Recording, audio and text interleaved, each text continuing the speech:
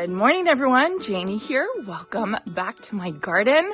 I've been telling you all that it's been my goal to get up earlier, to get out into the garden before it gets too hot. I told myself I was going to try and get out into the garden by 7 a.m. I am happy to say that it is 6:30 in the morning right now, and I feel good. So I feel like my body's finally starting to get acclimated to this time of day. Coffee helps, of course, but I'm really glad I'm doing it because I came out here, about 15 minutes ago, and I was wearing a long sleeve shirt because I'm planning to work back here and kind of do some cleanup, and it's completely warm already, and so I had to go back inside and I had to change into a short sleeve shirt.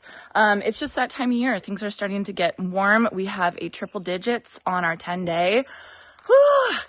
I cannot complain. Jason and I were just saying we cannot complain. We've had such a pleasant spring with a little bit of rain, a little bit of coolness. Everything's so wonderful. And so we knew the hot temperatures were coming, and that's why I have to get up early in the morning. So I've got a lot going on back here in the back garden. I've told you guys this a couple times. I have been really focusing on the front garden. I've been trying to consolidate my attention to one area at a time. But what happens with that is that other areas of my garden get, I don't want to say neglected, because it's not like I've just completely ignored it. I just have been really focusing on one spot at a time. But now I was looking back here and I thought, ooh, I got to get out here. Another thing is I have yet to do my May back garden tour. And part of the reason why I haven't done my May back garden tour is because I don't think it looks very good, which is exactly what I preach against. I always say, I don't care if your garden looks bad, grab your camera and take a video of it. You're going to be happy in the long run. So I got to get over it, but I was just hoping that I could come up and I could clean a little bit before I film my garden tour. Now, of course, I've showed you all my garden when it has looked really, really bad, but this is a little much. So you can see my sweet peas are absolutely done. They have taken off the Hortonova netting. They've pulled it off of the stakes, and I need to clean it up. Jason helped me and he cleaned up that side yesterday, or at least he started cleaning up that side, which was much appreciated, but it's definitely something that I need to address. I have to deadhead some of my iceberg roses. I had a photo shoot. My friend Ashley, she came and she actually had a mini session where she had a bunch of people come in quick succession to have a Mother's Day photo shoot in the greenhouse, and it looked so cute. I'll show you some pictures right now. So I kind of need to clean up from all of that. Honestly, I have barely done anything since that. We had some plants in there, and I took some of them out. My tomatoes in here, they're done. It's just too hot in the greenhouse nowadays. I mean, if it's getting up to 95, it's getting over 100 in the greenhouse, and the tomatoes just can't handle it. So I stopped watering them. I need to harvest those last couple tomatoes, and then I will clean that out. So I definitely want to address this today. Then I just need to kind of tidy everything up around here. You can see everything's looking good. Look at my snapdragons. Don't those guys look beautiful? I have to say, these bloomed so late this year.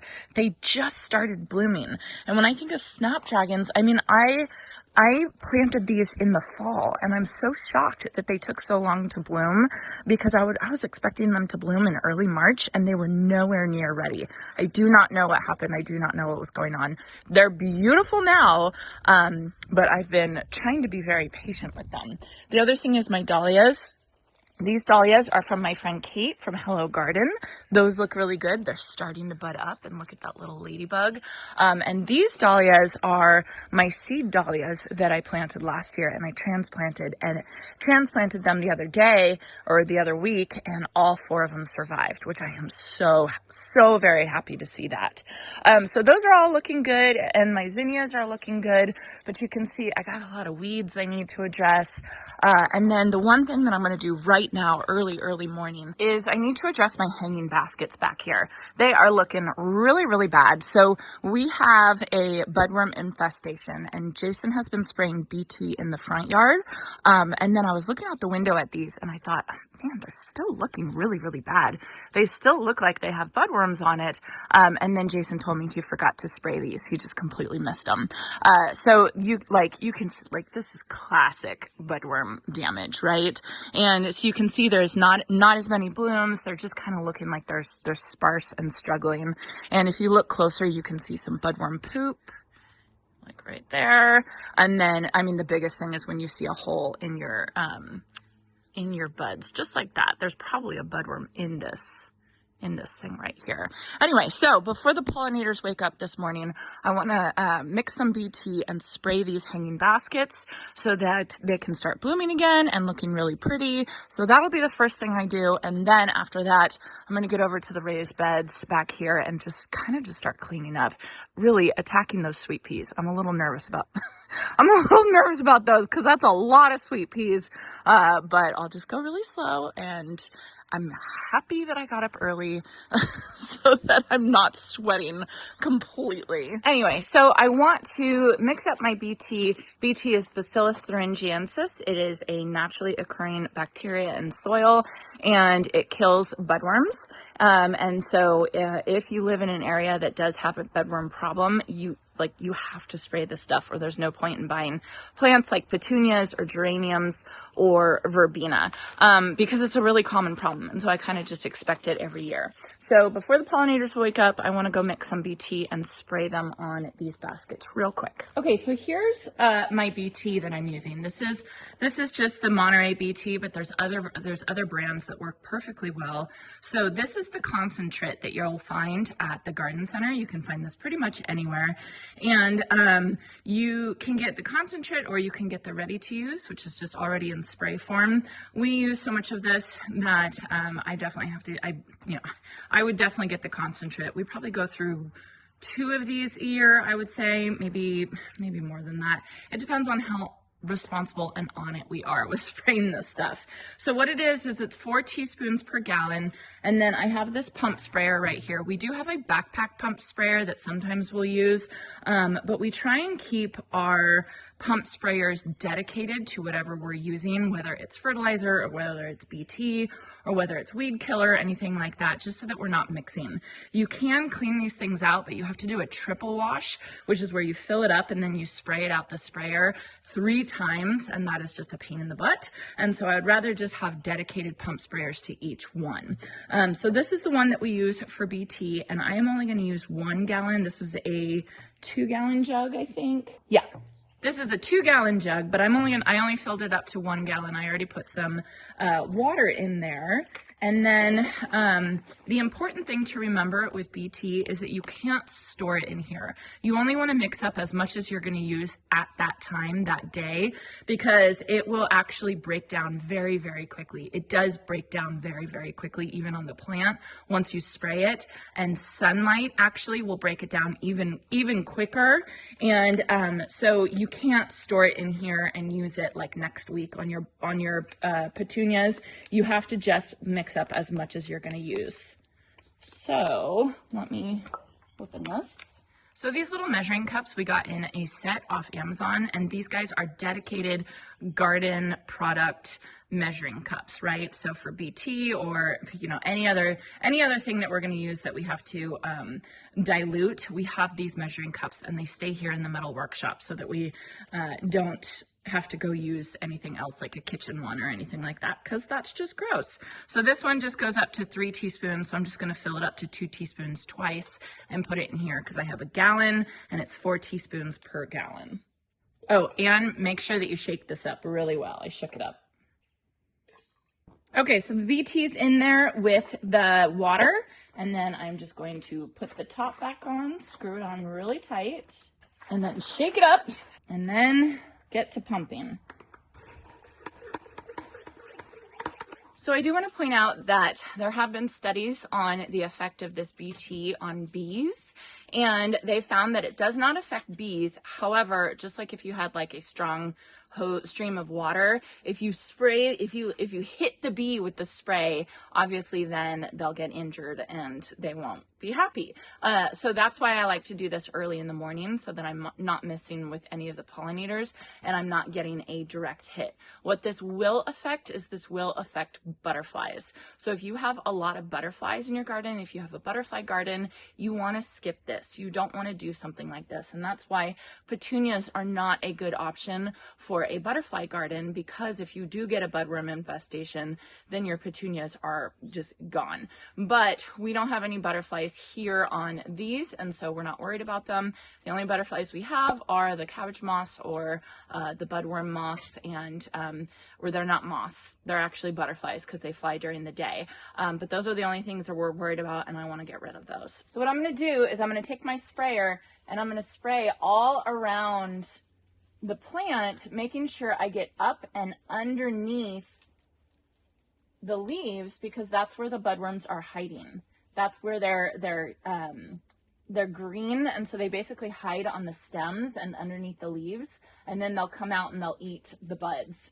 And so you just want to make sure you get all over, and you want to make it so that it's dripping. You want to see it drip down off of the leaves, and then you know you have enough on there.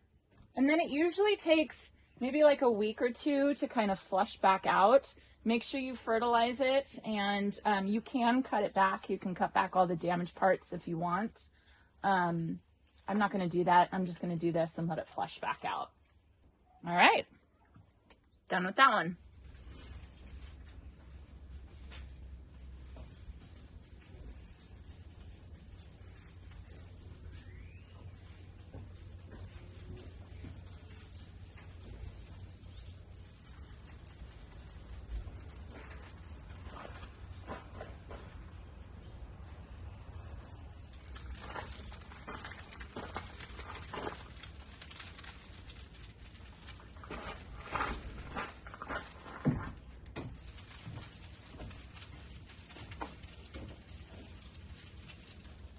Okay, moving on to back here. I have to say I'm a bit scared. I am intimidated to come and deal with this. These sweet peas, man, they went crazy this year. It was really fun to see. It was great to see. But now cleaning them up, I'm a little nervous. Now, here's the good thing is these are no-till beds. So the way that you do no-till beds is you really don't have to pull the plants out of the ground. You don't have to pull the roots out. You really just have to cut them at the surface of the soil, and you leave the roots in the ground, because what that does is as the roots disintegrate, decompose, that's the word I'm looking for. As the roots decompose, they leave air pockets in the soil and they replenish the soil with nutrients. Now, sweet peas are especially wonderful for this because sweet peas are nitrogen fixers, and so they actually have little like nodules on the roots that actually replenish nitrogen back into the soil. So by leaving sweet pea roots in the ground, I'm actually helping the soil in these beds, which is wonderful. I'm just very scared to clean this up because it's going to be quite a project for sure. I do have you can barely see it, but I have my hops growing here. As soon as I clean everything up, I'm going to start training them up the posts, which I think will look really good. All the hops took except for the ones in the front bed up there, which is such a bummer because it's going to be kind of off once all the hops grow up the posts. So I'm thinking maybe I can cut off some of the rhizomes, like one of the other rhizomes, and replant them. I don't know. I'll have to mess with it a little bit. So I want to get this taken care of. If I have time and I'm not completely sweaty and exhausted after taking care of the sweet peas, I'm going to try and come back here and take care of my moon garden a little bit. I haven't really done much with this moon garden other than my initial planting of the diamond frost euphorbia, the supertunia vista snowdrift, the stratosphere white gara, the iceberg rose standards I already had there.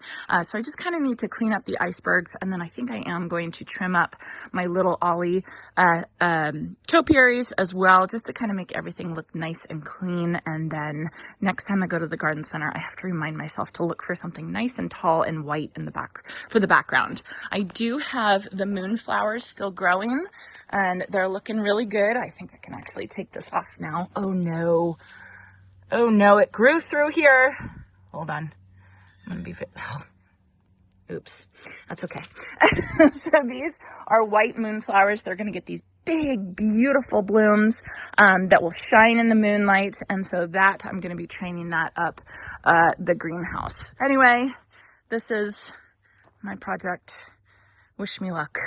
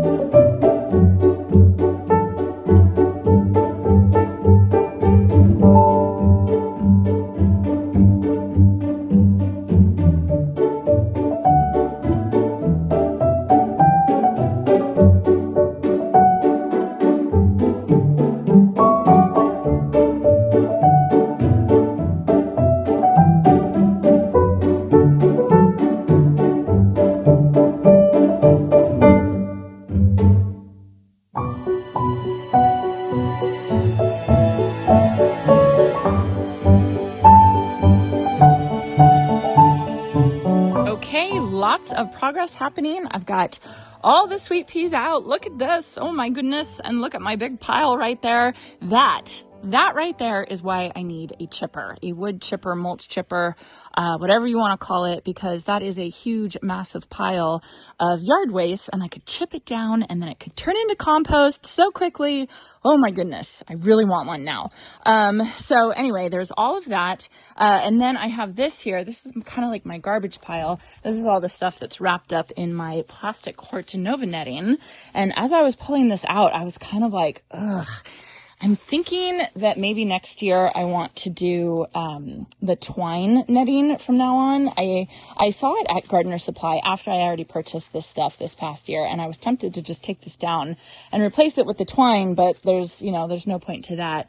But this stuff, I don't know. It's a really common material to use for flower farmers and stuff like that and gardeners, but I just don't like having that plastic, and I don't know. I think I'm going to try the twine next year. If you guys have used the twine netting, let me know what you think. Does it break? That's the main question I have. Does it break?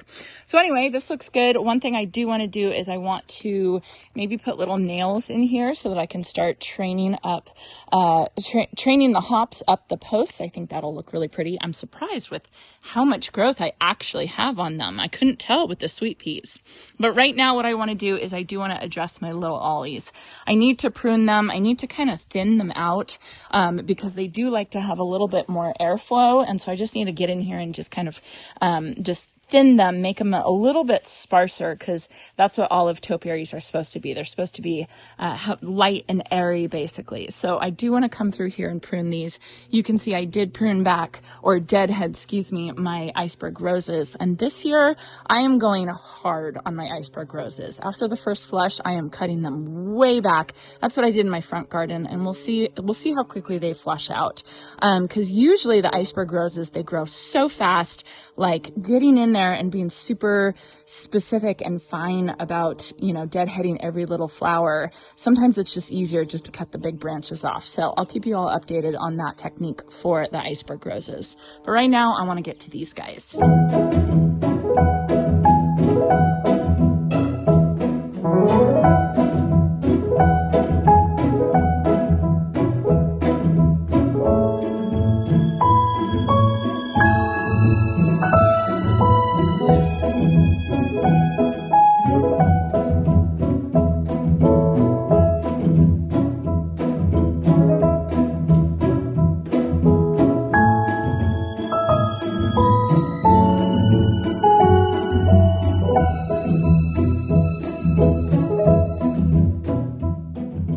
I think that looks much better. You can see I kind of just tightened the balls up a little bit, and then I did thin it out. I went in there and I just took out some branches just to kind of make it a little bit more airy. And you can see as compared to this one, that's super, super dense. So these are little ollies. They are fruitless olive trees, and they are bred to be super slow growing, kind of like mounding. They can get up to 6 feet tall, but you can kind of slow that with good pruning like I'm doing here.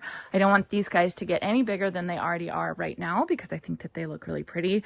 My goal is to leave them in pots just like this. I think they're really pretty, especially with my other olive trees around here, but I will watch them and I'll see how they do. I do need to repot them eventually because you can see how much it's dropped underneath here. I'm not going to plant anything else other than that Dichondra Silver Falls in it. I was planning to fill them all up, but I think the little ollies will be a lot happier with less water this year. So I think I'm going to just leave them just like this because they do look really pretty. Anyway, so done with that one. Let me get on to this one.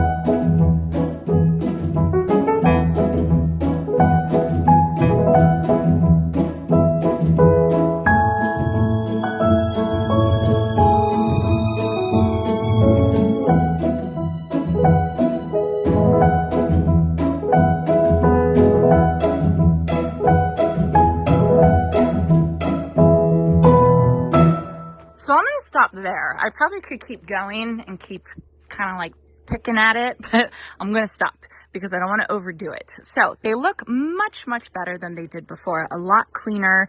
I did try and like thin them out a little bit, but I was just kind of creating holes. So just kind of stopped with that. So anyway, these are little ollies. They look really, really cute. Now what I want to do is I want to go through and I want to put some nails into these posts so that I can start training all of the hops up, and then maybe I might dig around a little bit and see if I can find little like this right here. See this little baby right here? I'm wondering if I can dig that out, kind of cut the rhizome because they spread by rhizomes.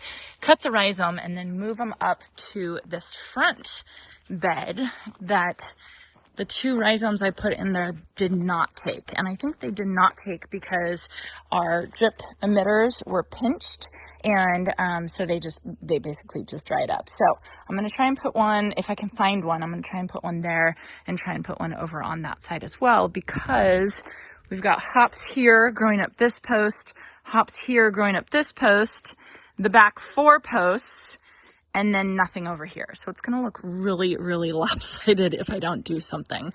So I'll see what I can do. I'll see if I can find some other babies.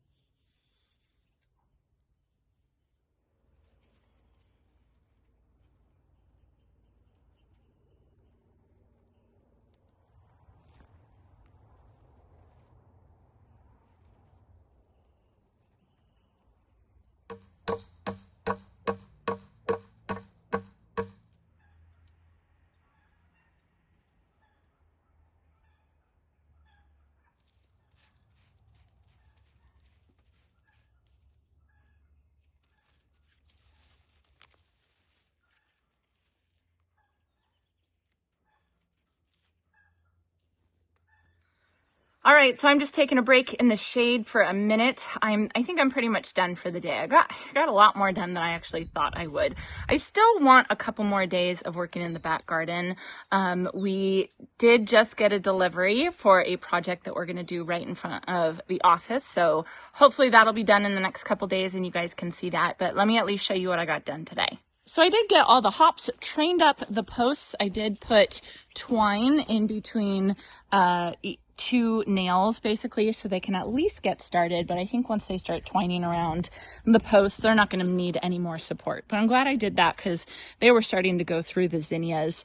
I do have to say That's not a zinnia, is it? I think that that's a dahlia that's coming back. I know that that's a dahlia that's coming back, which is really funny. Oh, and that's a dahlia that's coming back. Man, these seed dahlias are intense.